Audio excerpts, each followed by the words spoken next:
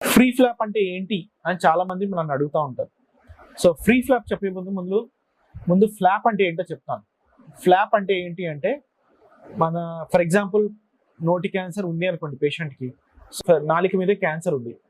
So కొంత భాగాన్ని నాలుక తీసేయాల్సి వస్తుంది క్యాన్సర్ వల్ల. సో ఆ ఏరియాలో పెద్ద డిఫెక్ట్ ఉంటుంది. సో దాన్ని మనం ఏదో ఒక విధంగా కవర్ చేయాల్సి వస్తుంది.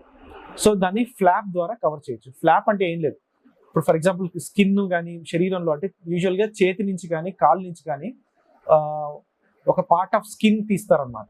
స్కిన్ దానికి అవసరమైతే కండ కూడా తీయాల్సి వస్తుంది. తీసి అక్కడ పెడతాం.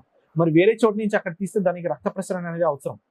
సో ఆ రక్త ప్రసరణ ఒకవేళ అదే భాగం నుంచి వెళ్తుంది అనుకోండి, అది పెడికిల్ ఫ్లాప్ అంటారు.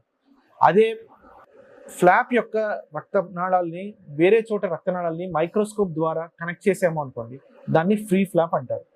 సో ఫ్రీ ఫ్లాప్ అనేది లాంగ్ ప్రొసీజర్ కొంచెం, కాకపోతే ఏంటి అంటే అది గోల్డ్ స్టాండర్డ్ ప్రొసీజర్. ఆ ప్రొసీజర్ వల్ల ఏంటంటే పేషెంట్కి ఆ ఫ్లాప్ రికన్స్ట్రక్షన్ డిసీజ్ యొక్క మార్బిలిటీ, సర్జరీ యొక్క మార్బిలిటీ అనేది కొంచెం తక్కువగా ఉంటుంది దాని కంపేర్ టు పెడికిల్ ఫ్లాప్ అన్నమాట.